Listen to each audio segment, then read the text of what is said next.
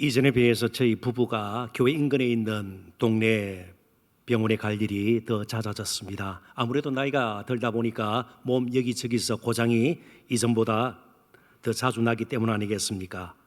그리고 최소한 이전에도 독감 백신은 맞았습니다만은 코로나 또 백신을 접종하려고 병원을 찾다 보니까 확실히 병원을 자주 드나들게 되었습니다. 그런 가운데 아주 이상한 일이 하나 생겨났습니다.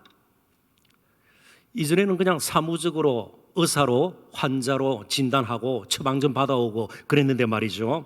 이제 저희 부부가 이전보다 원장 선생님과 더 나가서 원장 부인까지도 더 가까이 이렇게 느껴지는 느낌을 받은 거예요. 그래서 이 부인들끼리는, 아내들끼리는요, 그 집안도 딸이 뉴욕에서 공부해요. 그랬더니 제 또 아내는요, 저희 아들 뉴욕에서 일해요. 이러면서 말이 오고 가는 거예요. 그 정도예요. 더 이상 진전은 없습니다. 그리고 이렇게 이전보다 덜 서먹서먹하니까 제가 쓴 책도 한 권 사인해서 드리기도 했습니다. 아무튼 아프니까 이런 일이 생겨요. 병원을 자주 가니까 이런 일이 생겨요. 이를 이렇게 좀 풀이하면 어떨까요?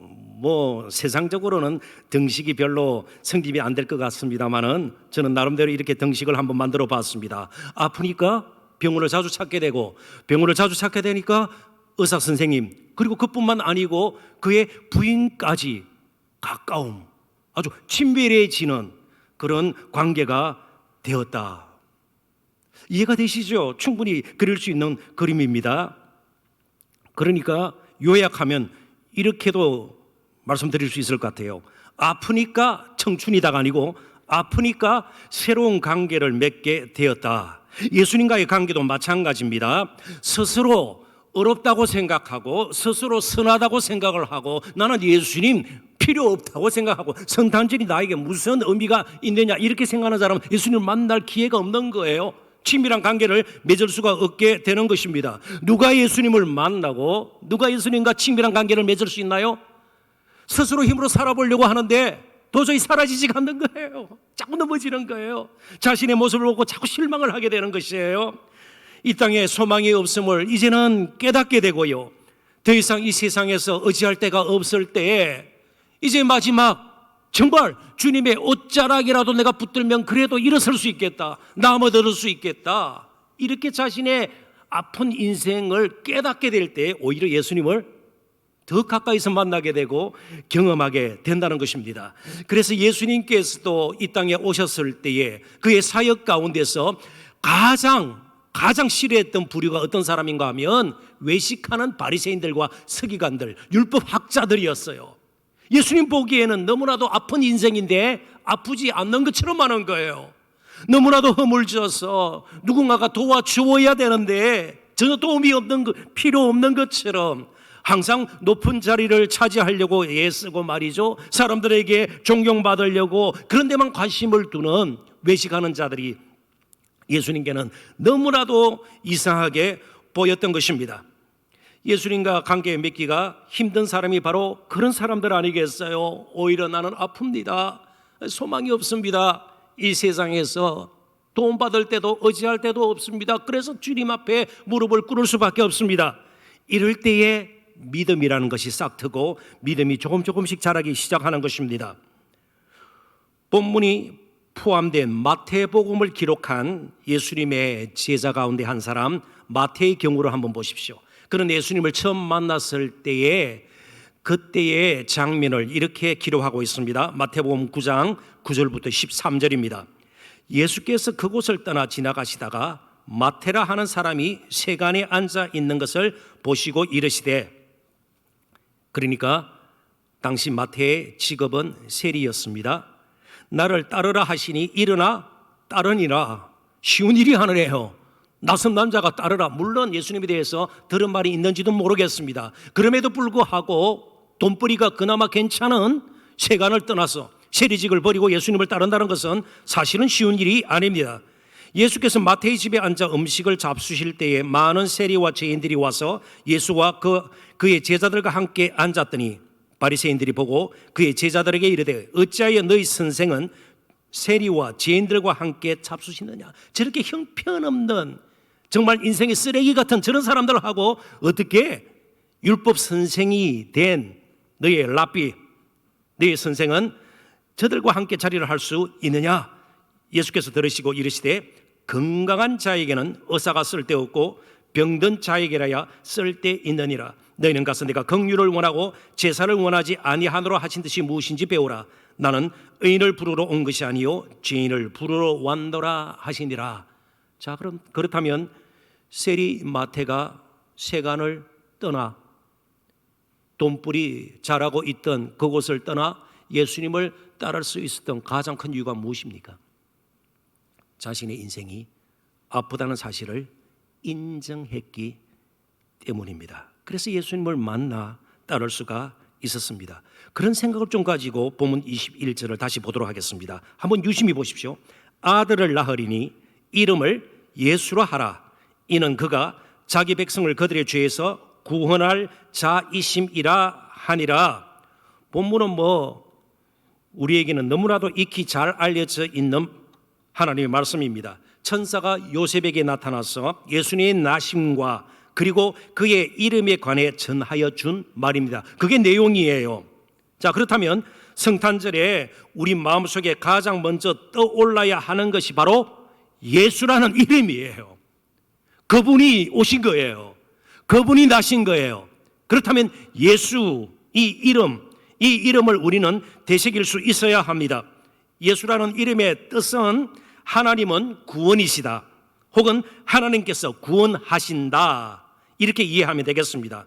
그런데 이 예수라는 이름, 구약으로 보면 여호수아, 그냥 예수와 그러죠.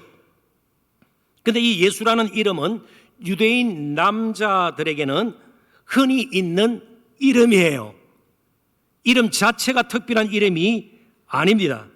따라서 예수라는 이름이 특별하게 된 것은, 특별하게 또 우리에게 다가오는 것은 이 이름을 가지신 분이 특별한 일을 했기 때문입니다. 자, 그 당시 풍습 내지는 관습을 좀 말씀을 드리고자 합니다. 유대인들은 남자아이가 태어나면 8일째 되는 날, 보통 남자아이들은 그날 할례를 받게 되는 것입니다. 유대인 남자라는 표식을 하게 되는 것이죠. 할례를 받는 날 아이의 이름을 이제 지어 부르게 됩니다. 주로 부모님 혹은 족장 그럴 수 있겠죠. 자, 그렇다면 그들의 바람, 이 태어난 아기가 앞으로 이렇게 좀 자랐으면 좋겠다. 그래서 유대인들의 이름 가운데는 여, 야, 요 다 하나님을 뜻하는 말들이에요. 그러니까 예수, 요수와 여, 그 말은 다 하나님이라는 뜻이에요. 그러니까 하나님이라는 이름이 들어간 이런 이름들을 지어서 이렇게 주는 거예요. 그런데 예수님의 이름은요, 이름 자체는 특별한 것은 드문 것은 아니지만 태어나기 전에 이름이 먼저 주어졌습니다. 이렇게 자랐으면 좋겠다, 부모나 주위 사람들의 바람이 아니고 하늘의 바람이에요. 하늘 아버지의 바람이에요. 계획과 목적을 가지고 이름이 주어졌고 그 이름을 가지고 예수님은 이 땅에 오셨습니다. 분명한 목적을 가지고 오신 것입니다. 이 부분에서 실패함이 없어야 돼요. 왜 오셨을까요? 그렇습니다. 예수님은 저와 여러분의 죄를 사하기 위해서, 저와 여러분, 죄 가운데 뒹굴면서 이 땅에서 방황하며 살던 저와 여러분에게 구원자가 되셔서 육신을 입고 이 땅에서 우리의 죄의 문제를 해결하고 영원한 생명을 주시기 위해 이 땅에 오셨습니다. 오직 예수님만이 우리의 죄 문제를 해결해 주실 수 있는 분이시고요, 예수님만이 저와 여러분의 가장 마음속 깊이에 있는 문제들, 어려움들, 그리고 아픔들을 다 헤아리시고 해결하실 수 있는 분이십니다. 성탄절이 되면 특별히 아이들이 가장 기다리는 인물이 누구일까요? 누구일까요? 목사님이요? 전도사님이요? 산타클로스예요. 산타클로스입니다. 그런데 이 코로나 팬데믹 때문에 전 세계 산타클로스의 수가 줄었다고 그래요. 일단 사람들이 모이지 못하고 유럽 같은 데도 지금 쇼핑몰이나 식당 같은 것 그냥 아예 한 달간 폐쇄하기도 하고요.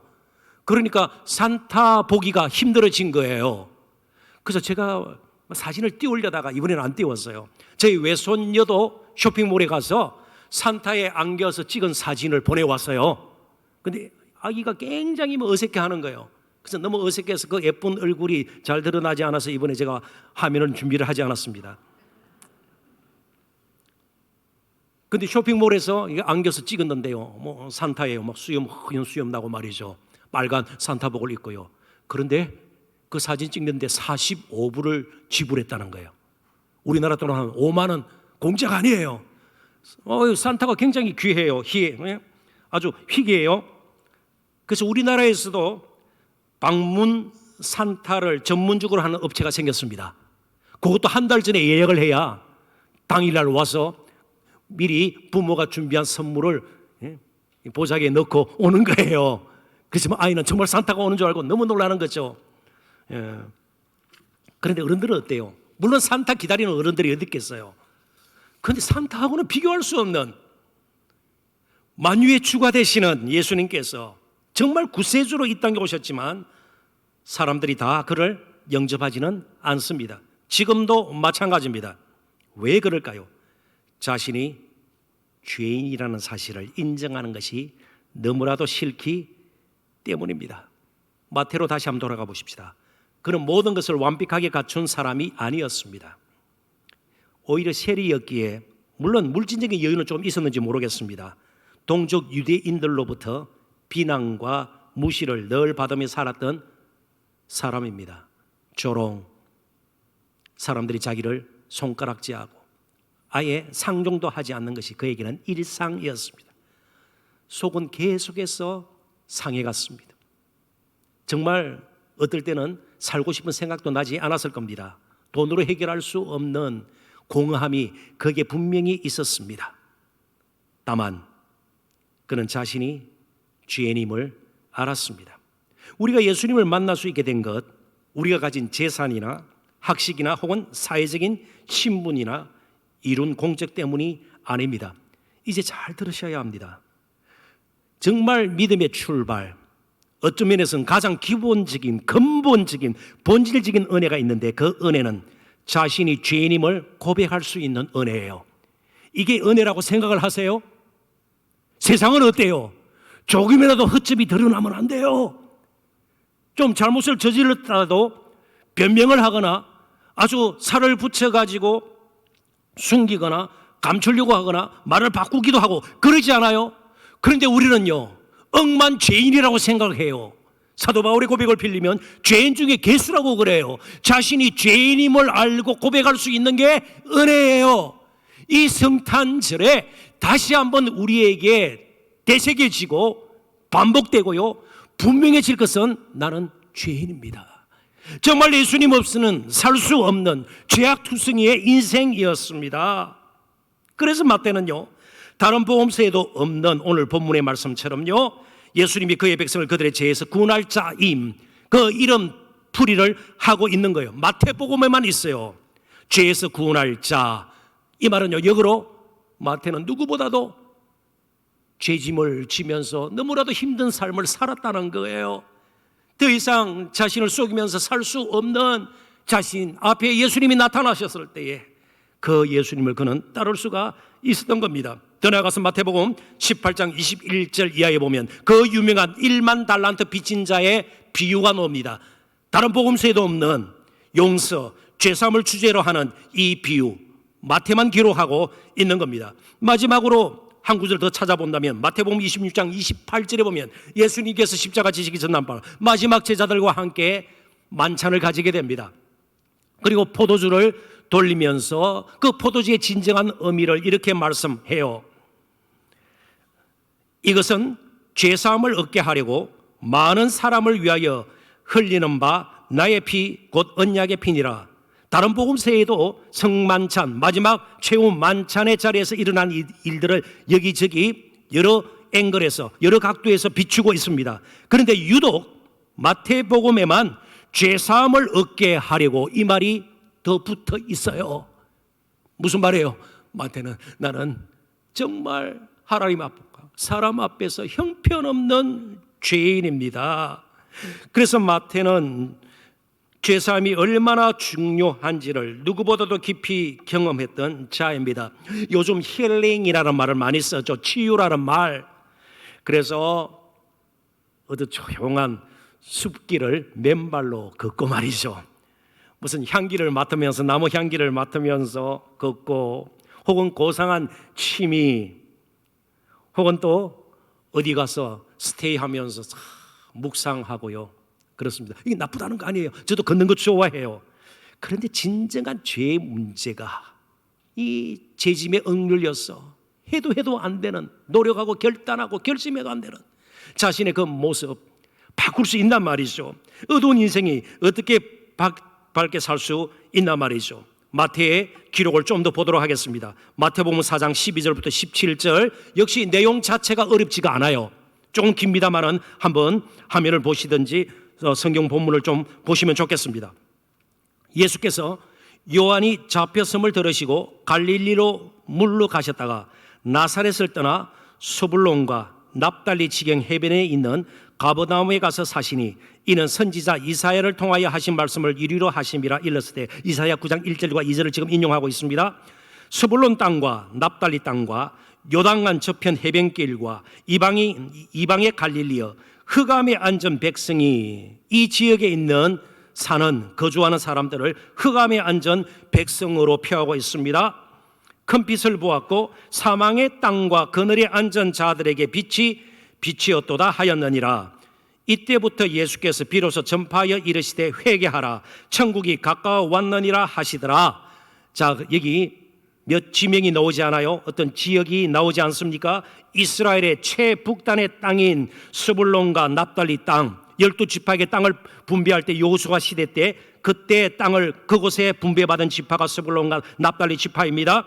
그리고 갈릴리 지역은 바로 그 지파들이 받은 땅과 갈릴리 지역은 북쪽 나라들, 바로 위에 있는 아람 혹은 수리아, 이방 민족이죠. 혹은 좀 더 북쪽의 아수르, 동북쪽의 바벨론, 이런 큰 나라들이 이스라엘을 침공할 때에 가장 먼저, 그리고 때로는 가장 크게 피해를 보는 곳이었습니다. 자, 그렇다면 이곳에 사는 사람들이 늘 평안한 가운데 있을까요? 아니요. 언제 당할지도 모른다. 언제 당할지도 모른다. 우리는 약하고 강대국이 막 군대 병거가 밀려오고요, 마병들이 막 말을 타고 올 때에 얼마나 불안하겠어요. 평안한 삶을 살 수 있겠습니까? 뭔가 불을 축적하고, 아니죠. 빼앗기더라도 제일 먼저 빼앗기는 곳이 바로 그곳입니다. 늘 패배의식, 피해의식에 사로잡혀 살 수밖에 없는, 그리고 이방인들이 수시로 드나들기 때문에 아무래도 이방의 영향을 받을 수가 있죠. 그래서 남쪽 유대 지역의 사람들은요, 갈릴리 사람들을 아주 천하게 보았습니다. 그래서 나사렛에서, 갈릴리 지역의 한 성읍이에요. 나사렛에서 무슨 선한 것이 나겠는가? 아주 비웃는 조롱조의 말이에요. 가난이 늘 뒤따랐고요, 그리고 부정하게 여김을 받았고요, 멸시받던 곳이었습니다. 그곳이 변화되기 위해서는요, 그곳에 새로 재개발을 해서 더 좋은 집들을 짓고요, 더 많은 가수원을 만들고요, 더 많은 목축업을 하고요. 아니에요. 예수님이 오셔야 그 땅도 변하는 것이에요. 그 땅이 변하는 것이에요. 예수님이 지켜주셔야 되는 것이에요. 그 어두운 땅에 빛으로 오신 예수님이 밝혀주셔야 그 땅도 소망을 가지게 되는 겁니다. 스스로 힘을 길러 그런 일이 일어나지 않을 것입니다. 예수님이 오셔서 치유하시고 고치시고 또 회복시켜 주실 것을 믿고 예수님께 나오는 자는 고쳐지고 치유함을 받고 회복이 되고 새로운 길을 걷게 되는 겁니다. 자, 그렇다면 성탄절에 이것저것 저희들이 여러 가지 모양으로 프로그램을 준비하고 또 여러 가지 사역들을 할 수 있습니다. 그러나 출발은요, 주여, 우리 힘으로는 아무것도 할 수가 없습니다. 정말 우리 주님이 나의 소망이십니다. 나의 능력이십니다. 나의 인생의 빛이십니다. 주여, 이제 깨닫고 회개하오니 고쳐 주옵소서. 우리의 가정을 고쳐 주옵소서. 우리의 자녀 손들을 회복시켜 주시옵소서. 그런 겸손한 고백이 우리에게 필요하다는 말이죠. 지금 한글로도 그분의 책이 수십 권 번역이 되어 있습니다. 세계적으로 유명한 학자이기도 하고 목회자이기도 합니다. 제가 자주 인용하는 팀 켈러 목사님의 고백을 한번 들어보십시오. 지금 췌장암에 걸려가지고요, 굉장히 지금 고통 가운데 있습니다. 그분의 고백이에요. 세상 만사가 내게 달린 것이 아니며 그랬던 적이 단 한 번도 없었습니다. 사랑하는 성도 여러분, 이게 저와 여러분의 고백이 될 수 있을까요? 고백이 될 수 있을까요? 세상 만사가 내게 달린 것이 아니며 공부를 하든 학위를 취득하든 학교에서 가르치든 목회를 하든, 팀켈러 목사님의 말씀이에요. 결혼을 하고 아이를 낳고 아이를 양육하든 어디 여행을 하든 세상 만사가 내게 달린 것이 아니며 그랬던 적이 단 한 번도 없었습니다. 주님 없이는 살 수 없는 인생입니다. 정말 주님 없이는 살 수 없는 인생임을 믿으시나요? 예, 그렇습니다. 그렇다면 이제 예수님께로 나가야 합니다. 이 성탄절에 딴 것 더 생각하고 더 붙들려고 하고 해결되기 전에 예수님께로 나아가는 우리의 길이 혹히 막혀 있지는 않은지, 나의 고백이 없어져 버리지는 않았는지 보아야 합니다. 그리고 분간할 수 있어야 합니다. 그 왕은 평화의 왕으로 오셨습니다. 그래서 보석으로 치장한 화려한 왕관을 쓰신 분이 아니라 가시 왕관, 면류관을 쓰신 분이십니다. 저와 여러분을 대신해서 우리가 버림받지 않도록 십자가에서 철저하게 성부 하나님으로부터 버림을 받은 십자가의 저주를 한 몸에 받으신 분이셨습니다. 크리스마스 트리가 십자가를 가리는 성탄절이 되어서는 안 될 것입니다. 이제 말씀을 맺습니다. 마태는 자신을 불러주신, 그리고 더 나아가서 제자로 삼아주신 우리 예수님의 은혜를 평생 잊을 수가 없었습니다. 그래서 그는 그의 말년에 마태복음을 기록합니다. 바울 서신들이 대부분 복음서보다 먼저 기록이 됐다는 것을 우리는 기억할 필요가 있습니다. 그의 인생을 돌아보면서 그가 마태복음을 썼습니다. 그리고 다른 복음서와 마찬가지로 마태복음에도 12 제자의 이름이 다 기록이 되어 있습니다. 그런데 마태복음 10장 3절에 보면 자신의 이름 앞에 세리 마태, 세리라는 것을 덧붙이고 있습니다. 숨기고 싶은 거 아니에요. 수치스러운 것 아니에요. 얼마나 자신을 어렵게 만들었던 바로 세리라는 것 아니에요. 정말 숨기고 싶은 직업입니다. 그러나 그는 떳떳하게 세리 마태, 무슨 뜻입니까? 이런 나를 구원하시기 위해서 이 땅에 오셔서 십자가 지신 주님을 나는 평생 잊지 않겠습니다. 이런 나를 제자로 불러주신 예수님 은혜에 대한 감사의 고백이요, 소리 나지 않는 찬양입니다. 그게 세리예요. 엄청난 압보예요. 소리 나지 않는 찬양이에요. 오늘 저와 여러분이 예배드리면서 이런 나를 이 자리까지 불러주신 주님 감사합니다. 이제 주님 없이 사는 것 상상할 수도 없습니다. 이 땅에서 조금 더 모으고 조금 더 쌓고 조금 더 즐기다가 가는 그런 인생이 아니라 이제부터는 주님의 부름에 합당하게 하루하루를 정말 세리보다도 더 흉측한 가거를 지닌 이런 나를 불러주셔서 오늘도 함께 하시는 그 주님 정말 감사합니다. 이런 나를 주님은 지금도 보고 계십니다. 그리고 알고 계십니다. 우리가 아플 때도, 넘어졌을 때도, 힘들어할 때도, 연약할 때도, 그리고 외로울 때도 예수님은 우리 곁에 계십니다. 심지어 우리가 예수님을 잊은 채 잠시 방황할 때도 예수님은 우리를 외면하시거나 버리시지 않습니다. 너무나도 귀한 존재로 보시고 사랑하십니다. 그래서 예수님에게는 또 다른 이름이 주어졌습니다. 바로 두 구절 뒤에 마태복음 1장 23절, 보라 처녀가 잉태하여 아들을 낳을 것이요 그의 이름은 임마누엘이라 하리라 하셨으니 이를 번역한즉 하나님이 우리와 함께 계시다 함이라. 임마누엘의 복을 그리고 마음껏 누리는 이번 성탄절이 되었으면 좋겠습니다. 코로나 팬데믹 가운데서도 예수님은 우리의 영원한 임마누엘이십니다. 기도하십시다.